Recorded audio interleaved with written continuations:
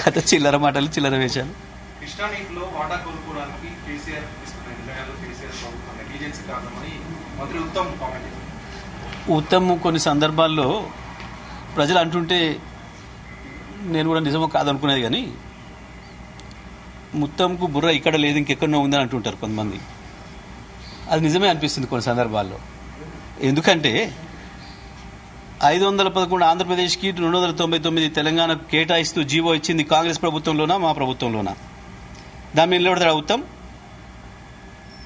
2014 ముందే ఆ జీవో ఇచ్చిండ్రు, అది నిర్ణయం చేసింది కాంగ్రెస్ పార్టీ ప్రభుత్వమే, ఇక్కడ రాష్ట్రంలో వాళ్ళ కేంద్రంలో ఉందని నేను అంటున్నా. ఈ విషయంలో ఏమైనా తేడా ఉంటే నేను దేనికైనా సిద్ధంగా ఉన్నా. ఉత్తమ్ సిద్ధమా? మాట్లాడతాడా? వస్తాడా? తెలంగాణలో తెలంగాణ ప్రభుత్వం ఏర్పడక ముందే, కేసీఆర్ ప్రభుత్వం ఏర్పడక ముందే మీ కాంగ్రెస్ పార్టీ చేసిన దుర్మార్గం వల్లనే అది జరిగింది. ఈ విషయంలో సీఎం రేవంత్ రెడ్డి కూడా గత 10 ఏళ్లు హరీష్ రావు కేసీఆర్ సంతకం పెట్టి మరొక శాసనం రాశారు కృష్ణా జిల్లాల విషయంలో. నేను ఒక మాట అడుగుతున్నా, డేట్లు తారీఖులు పెట్టుకొని కూర్చుందాం ప్రజల సమక్షంలో, చెప్పు దెబ్బలకు సిద్ధమా అంటున్నా. నువ్వు ఉత్తమ్ కుమార్ రెడ్డి అయినా నీ ముఖ్యమంత్రి రేవంత్ రెడ్డి అయినా మేము సిద్ధంగా ఉన్నాం. చెప్పు దెబ్బలకు సిద్ధంగా ఉన్నాం. మీ సిద్ధమేనా? కాంగ్రెస్ పార్టీ ప్రభుత్వంలోనే ఇది జరిగింది, యూపీఏతోనే ఇది జరిగింది, రీఆర్గనైజేషన్ యాక్ట్ వచ్చినప్పుడే ఇది జరిగింది అని నేను అంటున్నా. ఆ ద్రోహానికి బాధ్యులు మీరే. తెలంగాణకు జరిగిన ప్రతి నష్టానికి, తెలంగాణలో చనిపోయిన ప్రతి అమరవీరుడి సావుకు కారణం మీరే, కాంగ్రెస్ పార్టీనే.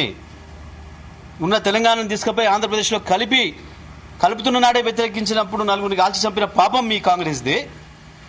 ఆ తర్వాత 69లో రాష్ట్రం కావాలన్నప్పుడు 400 మందిని చంపిన పాపం మీదే. ఆ తర్వాత 2004లో పొత్తు పెట్టుకొని ఇవ్వకుండా సతాయించి ఆఖరికి కేసీఆర్ దీక్ష తర్వాత ఇచ్చినాక కూడా మళ్ళీ ఇచ్చిన ప్రకటన వెనుకకు తీసుకొని ఆంధ్రాలో కృత్రిమ ఉద్యమాన్ని సృష్టించి ఇక్కడ కూడా 400-500 మంది పిల్లలు మళ్ళీ చనిపోవడానికి కారణం కూడా మీ కాంగ్రెసే. నీళ్ల విషయంలో జరిగిన ద్రోహమైన, నిధుల విషయంలో జరిగిన ద్రోహమైన, ఉద్యోగాల విషయంలో జరిగిన ద్రోహమైన, వీటన్నిటికీ కారణం కాంగ్రెస్ పార్టీనే తప్ప ఇంకొకరు కూడా కాదు. ఇవాళ నేను దాని మీద నిలబడున్నా. 299 తెలంగాణ కేటాయిస్తూ జీవో ఇచ్చింది కాంగ్రెస్ పార్టీ ప్రభుత్వమే అన్నాడు.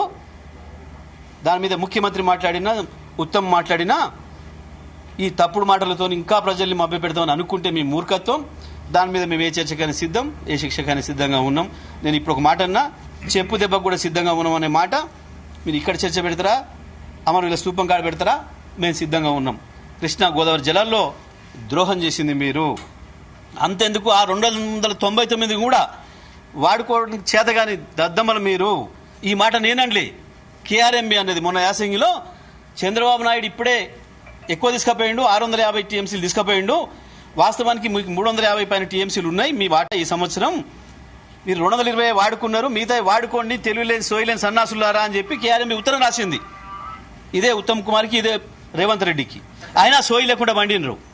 ఇవాళ ఇప్పుడు కూడా ఒకవైపు అలుమట్టి ఎత్తు పెంచాలని వాళ్ళు ప్రయత్నం చేస్తుంటే ఇప్పటివరకు సోయి లేదు. ముందు మేం మాట్లాడిన తర్వాత నిన్న ఉత్తమ్ కుమార్ రెడ్డి పోయి అక్కడెక్కడో ఊర్లో పల్లెటూరులో మాట్లాడొచ్చిండు. మాట్లాడుతూ మళ్ళీ అబద్ధాలే ఉల్లవేస్తున్నాడు. ఇవే తెలివి తక్కువ మాటలు మాట్లాడుతున్నాడు. ఒకవైపు బనకచర్ల విషయంలో అదే ద్రోహం తెలంగాణకి కాంగ్రెస్ పార్టీతోని, కృష్ణ విషయంలో అదే ద్రోహము. ఆనాడు కేంద్రం చేతిలోకి తీసుకుంటుంది అని మాట్లాడితే కూడా ఇట్లనే మొదలు అబద్ధాలు ఆడినరు. కేసీఆర్ ఇచ్చిపోయిండు అని చెప్పిండ్రు. నల్గొండ జిల్లా ప్రజలు చెప్పులతో కొట్టిన తర్వాత 1,00,000 మంది మీటింగ్ పెట్టి అప్పుడు అసెంబ్లీలో తీర్మానం పెట్టిండ్రు, లేదు మేము ఇవ్వము అని. అంతకుముందు ఏం మాట్లాడినరు? నెల రోజులు కేసీఆర్ ఇచ్చేసిపోయింది అప్పుడే మాట్లాడినరు.